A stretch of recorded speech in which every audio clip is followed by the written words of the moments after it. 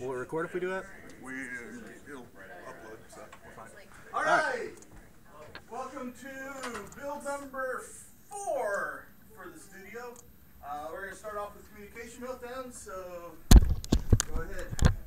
All right, good morning, guys. My name is Austin Harrington, director for Monster Vault Entertainment and team lead on Communication Meltdown. I'm going to quickly go through some of the stuff that we've done this sprint. So to get right into it, I've shown this before. This is the second iteration of our main menu system. It's coming along. We're just creating a lobby real quick. One of the things that we've been working on is polishing up some of the visual stuff. In VR, immersion's really important. And so we got tired of seeing controllers. As you can see, we're still figuring out how to make them disappear. But we've got hands that animate now, so you can pick things up. Another thing I've talked about is it takes a long time sometimes to find multiplayer matches in VR. We need 4 players for this game, and so we need to give people stuff to do in the lobby. This is our lobby. Each lobby will have different games. So we've got a pool table in our steampunk lobby. We've got a dartboard in this one. Sounds stupid? Kind of necessary when you've got players that are waiting maybe 10 minutes in a lobby. From there, where is it? Oh, washing hands. I'm just kind of showing the immersive aspect of our hands. From here, one of the things that we've needed to get into the game is we want the environment to react to the player. One thing I've talked about before, our reactor core is basically a health bar, right? Like you've got coolant that's coming down out of our reactor cylinder. Once it gets to the bottom, the reactor implodes, everybody dies. And so we want the environment to reflect that. And so we've created a few particle effects, some spinning lights, alarms, that kind of stuff, so that we can have the environment really express what's going on in the game. For this particular example, we've just rigged it to a button. However, we have all of this rigged up to our sequence system. So when it hits 25%, it's going to go to red lights. You're going to have sparks going at different time. We're going to have smoke. We're going to have things like that are going as well. Our other environment, our second lobby, we've gotten some more assets into. This is our steampunk clockwork lobby. These are some assets from our bathroom, done by Jeff. They look awesome. I'm really excited about it. We've got a bar done by Mac, a painting done by Victoria, our newest artist, who's amazing. Geodes, books, chairs, tables, wine, etc. Going into the final part of our semester, we're looking to get more polish in. We need this game to look good. We need it to feel good when we're playing it. So hopefully in a week, when you guys see the build at Celebration, we'll be able to show a little bit more of that. Thank you so much.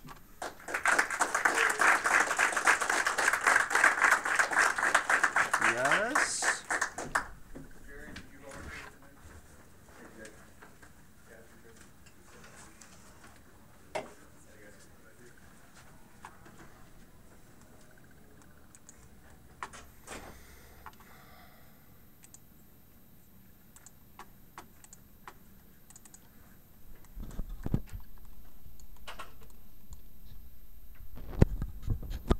Dang tall people. Well, I gotta like stand on my tippy toes to be seen by the camera. Anyways, hello everybody, I'm Regis Jerry. I'm the project lead for Looters of the Arcane. And what we ended up getting in this sprint was we have the ancient Egypt map working a lot better. And we have included the inventory system, which I'm going to show off in a bit. But for now, I am going to go into the multiplayer that we have made some good progress on.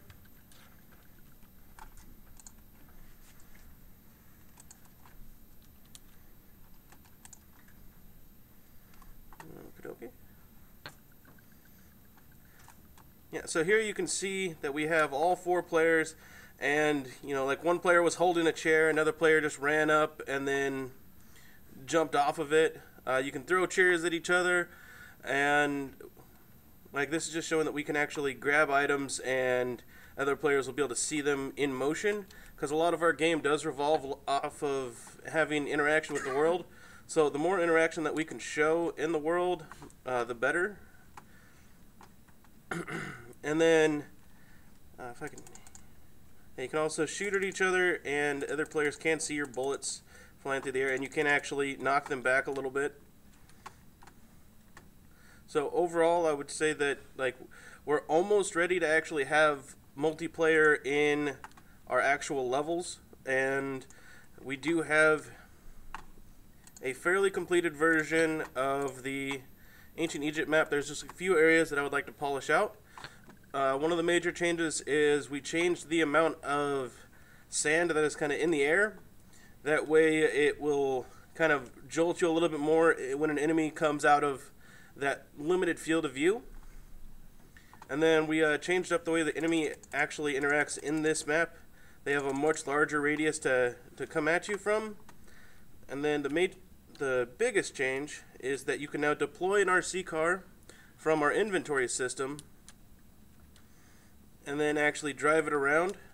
We have some minor bugs that we're going to be fixing over the course of the next week. However, for now, the overall is you can drive it around, you can figure out where stuff is before you actually want to get there. And you can even flip this car over, and if I were to run over there, it'll take me a little bit longer because I went too far. Then I can even pick it back up, and there it is back in my inventory. So if you flip over your car, there is no button to flip it back over, but if you know where you left your car, then you can actually go and retrieve it and then redeploy it at any time. And that is everything for this build. Thank you for your time. I'm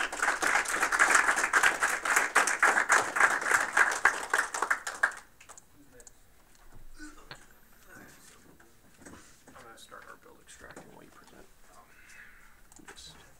I'll be prepped right here.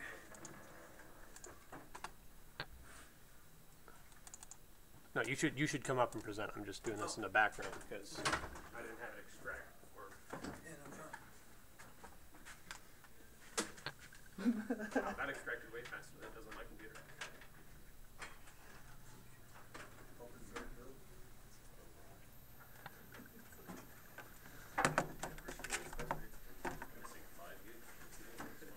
Hello, everybody. I'm James Fisher.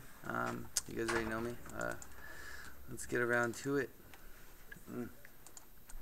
So what we worked on this time around was okay, we're good.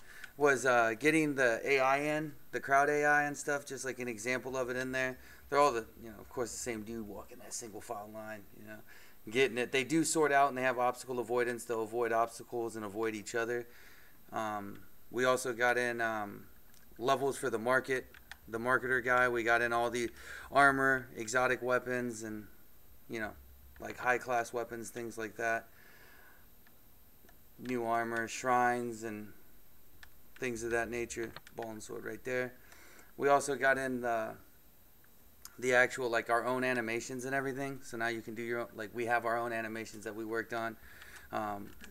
Like, I know they're not the greatest, but they're ours, and that's that's what matters. We got in actually being able to kill each other now. Yeah. Oh man, okay, good. Thought we goosed up, but we got it this time, so pretty happy about that. We're gonna put in taunts and everything, and then once you kill your opponent, you're able to leave. And oh, well, I guess you're not able to. Oh, there it goes. Okay, I was about to say, guess you couldn't leave, but and then everything just keeps going. You also, I forgot to add it, but we also get currency from winning and losing now. Well, nothing from losing, but when you win, you do. But I'll have that in for the next one. And that's everything for our build.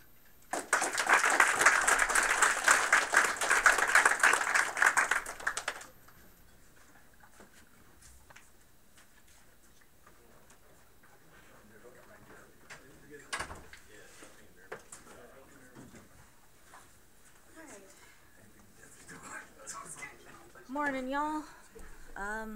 Morning and afternoon to whoever's watching. Alright, let's pull this up. Second case. Alright, so we have music that I made. Anyway, I'm Neil, the lead for Jesus Christ.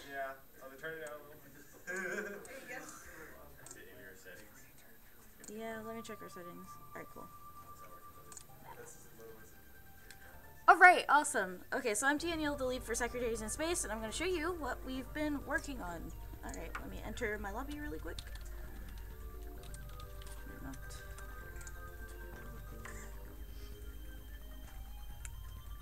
I'm just connecting. But, alright. So we have a ready button, so whenever you get into the lobby, you can let the other players know that you're ready. So some of the things that we've added were like, we fixed the movement. The movement was really like wild before. It was a little bit hard to, oh, that's blocked off. Okay, it was a little hard to move around. We also added some, our assets to our map. Oh shit. Wait. Okay, so I died. You can die now and respawn. Let me move around over here. You can also pick up resources and take them back to your node. Let me get over there. Oh, Jesus. Alright. Let's get over here. So whenever you pick up resources, you can take them back to your node. Okay, this is weird. I'm blue. Fuck. Okay. Jesus Christ. Okay. Come here, you assholes. Alright, anyway. So, the respawn system was implemented. A game loop is complete, so when a team wins, you will go back to the lobby. We have multiple of our assets in now. They're textured really well. Okay. Oof. So, we also kind of squished some of the bugs that were going on. So, like, again, you couldn't die before. You can now. You spawn, and, like, that's really it. What we have going on. Yep.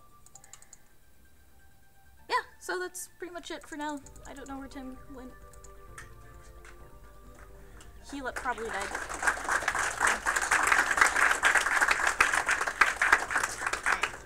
I'm just gonna back up.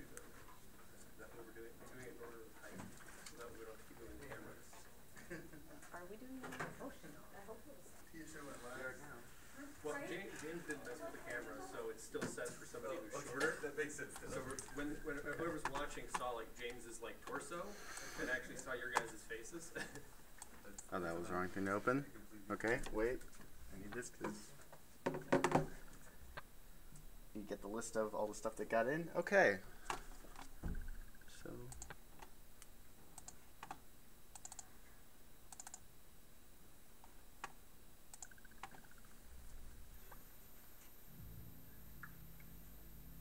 Hello everybody, my name is, actually, you might want to hear that.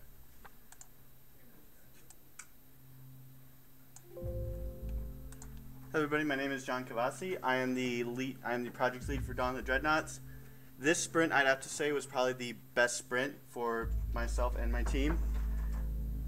Just to name off a few of the things we got in, we have a new camera snapping feature. You can now press 2 to automatically snap to your Dreadnought.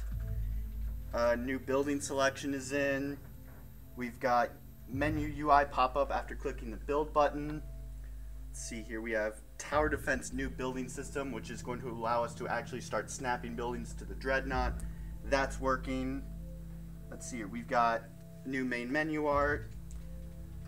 Let's see here, we have a new Dreadnought status bar because now we got so the Dreadnoughts actually fight in real time. And yeah.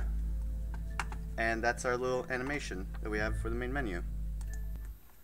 So as you can see here, we have our little tower defense build system. If I build stuff, I can build a barracks.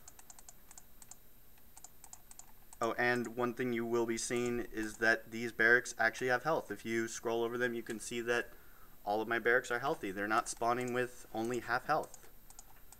So now let's say I want to build some supply docks because, no, that's not a supply dock, that's a drone bay. So I want to get some aerial units, right? You need to get, yeah, I think that was supply dock, yep. So yeah, our totally new build system is working, everything attaches to the Dreadnought, and that's not all.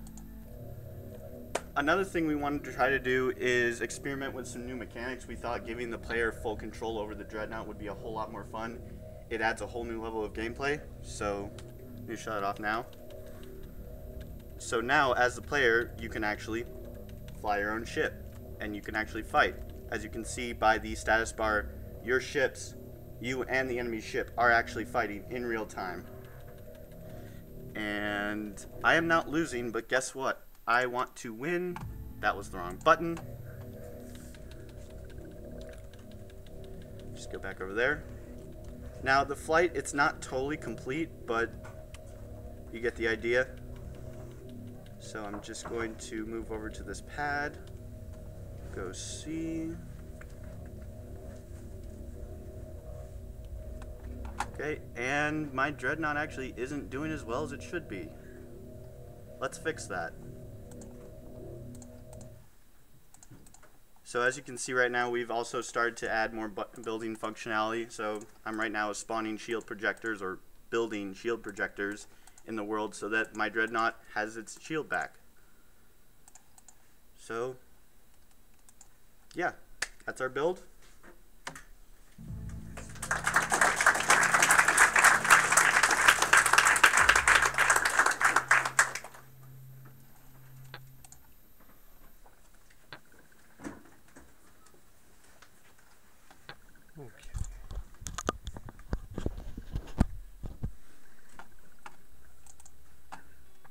Hello everybody, my name is Donald Shepis. I'm the team lead for Gray Area. So, in making this build, we kind of had to evaluate what were our priorities. And today, while it's the milestone review, today is really about a build that you're going to show off that's going to get you into one of the spots for Game On. And was that valuable to us, or is the green light pitches next week more valuable to us? And ultimately we decided that, you know, as a first semester game, I mean, even if we put everything in that we have, and you know, in the state that it's in, we're still not probably the best opportunity to go on to Game On, because we don't have that much gameplay. And it would probably be better for us to wait probably a semester or two before we actually start putting Gray Area out there into the public, when we have our core mechanic a little more fleshed out. And so this build that you're going to see is with that in mind. We had a bunch of other stuff that we considered merging in and showing off, but we wanted to have some extra levels of polish on that and then be able to reveal that and show that off at the celebration next week. So we've kept a bunch of things in reserve for this build. The major things that you're going to notice is first the audio.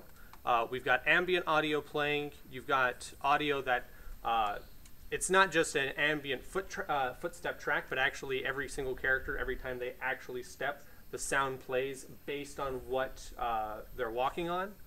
Since we're in the crash site, we only have actual like dirt and gravel to walk over, so I couldn't show off like the like when you're walking on concrete or pavement, you have different sounds for both the gray and the characters.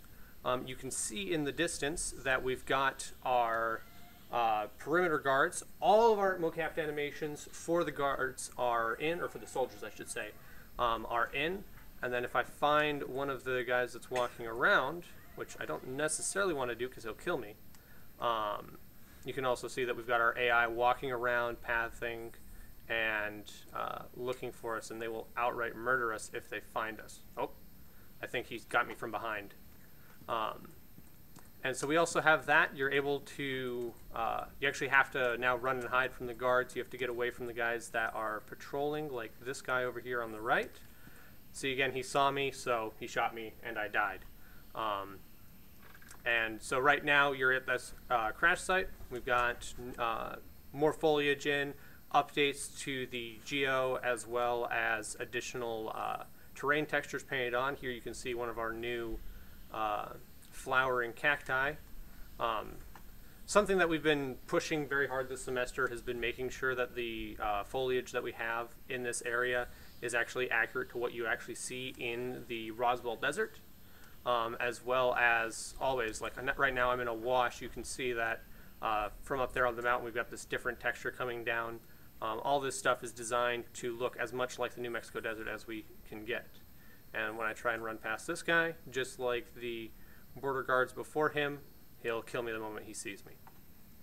And that's kind of our basic premiere for stealth systems. We've got some more advanced stuff that we're going to show off next week, as well as our Gray's mind reading and influence abilities. as well as some further updates to this level and the Basil Ranch that is your goal after this area, after you manage to escape the soldiers at the crash site, as well as some new UI updates.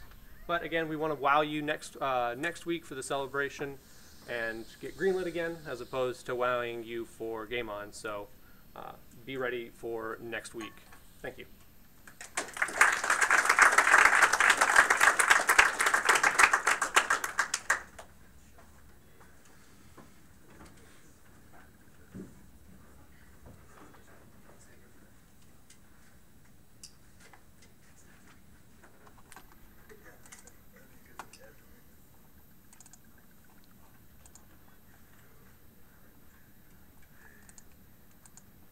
Hello everybody, I'm Todd Dickinson, project lead for SiegeBots. I shouldn't be spinning that fast.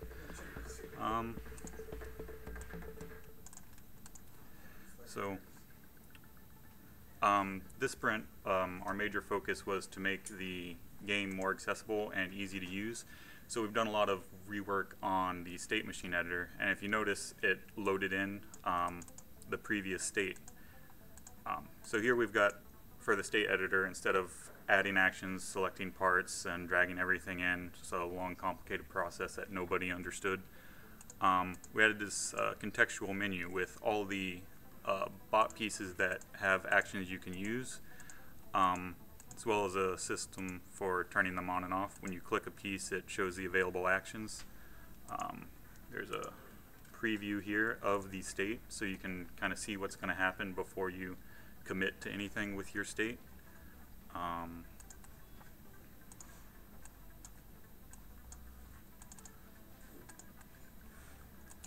Stop button doesn't work. But with transitions, things like that, there are these menus. Again, it's all contextual. If it has parameters that you can input, then it shows the values. Things like that, and it's kind of just been reworking everything to make it easier to use. Should be a line there. So yeah, that's kind of what we've done. We're working on replacing or implementing like new UI assets to replace the older ones that we had that didn't quite look good. And that's about it. Thank you.